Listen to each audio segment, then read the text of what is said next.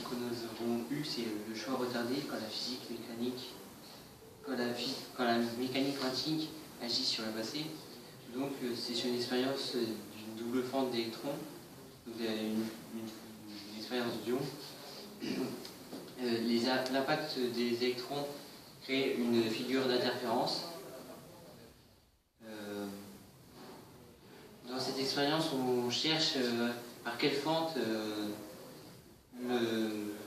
l'électron est passé pour retrouver le comportement corpusculaire de l'électron.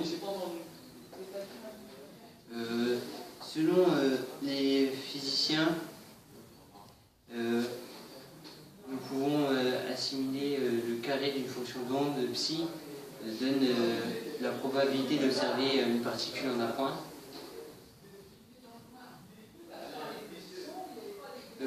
Selon la mécanique quantique, la réalité n'existerait pas sans observateurs. Donc les particules quantiques ne sont ni des ondes ni des particules corpusculaires, ce qui défie les notions de temps et d'espace. Ce qui peut bien sûr choquer l'intuition humaine et qui soulève des questions métaphysiques. Donc le choix retardé, c'est l'expérience de choix retardé, c'est qu'on reprend l'expérience des fentes d'ion, mais en considérant le passage d'un électron. Donc on attend que la lumière ait largement dépassé les deux fentes, puis l'observateur décide de lui-même soit de laisser l'écran, ce qui va prouver que les photons ont une caractéristique ondulaire parce que ça va créer une figure d'interférence où l'observateur remplace l'écran par deux télescopes, ce qui prouve voilà. Donc avec les deux télescopes, on va observer les trajectoires des deux photons, ce qui va prouver la nature corpusculaire. Donc c'est le choix de l'observateur qui décide le chemin du photon. Donc c'est l'observateur qui décide par quelle fente le photon va passer. Donc selon Wheeler,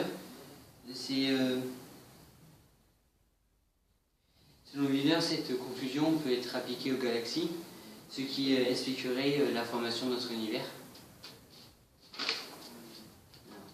L'expérience ultime qui a défié le photon, c'est notre deuxième document. Donc l'hypothèse de Planck, le mécanisme d'absorption et d'émission du rayonnement lumineux, c'est un échange d'énergie quantifiée, qu'on appelle des quanta. 5 ans plus tard, Einstein prouve que la lumière est composée de particules. En 1924, Louis de Broglie parle le premier de dualité quantique, ce qui est la dualité onde-corpuscule. Pour étudier ce comportement, Wheeler imagine une expérience avec des photons uniques et avec un interféromètre. Un interféromètre est un instrument mesurant les distances entre les franges d'interférence. Alors le principe, c'est on envoie un rayon lumineux sur une lame semi-réfléchissante, puis avec un système de jeu de miroir, on refait converger les deux rayons qu'on a obtenus sur une deuxième lame réfléchissante, ce qui forme des interférences sur l'écran. Selon Wheeler, on pourrait observer cette dualité en enlevant ou en laissant la seconde lame semi-réfléchissante. En effet, si on laisse la seconde lame semi-réfléchissante, les deux rayons vont se fusionner. Donc cela va créer une figure d'interférence. Or, si l'on enlève la seconde lame réfléchissante, les deux rayons ne vont pas se fusionner. Donc on va obtenir un point, donc le point de la particule. Pour avoir une source unique de photons, il faut utiliser un diamant. Pour faire cette expérience, les chercheurs français qui l'ont fait en 2007 ont décidé de faire une propagation dans l'espace. Donc pour cela, le photon devait parcourir 48 mètres. Donc après 80 nanosecondes, le photon a parcouru 24 mètres. Et c'est à ce moment précis qu'un processus aléatoire est déclenché pour décider d'abaisser ou de relever la seconde lame semi-réfléchissante. Étant donné que le dispositif répond en 40 nanosecondes, le photon a parcouru 36 mètres sur les 48 qu'il devait. Donc cela prouve que le photon prend sa caractéristique corpusculaire ou ondulatoire après la deuxième lame semi-réfléchissante.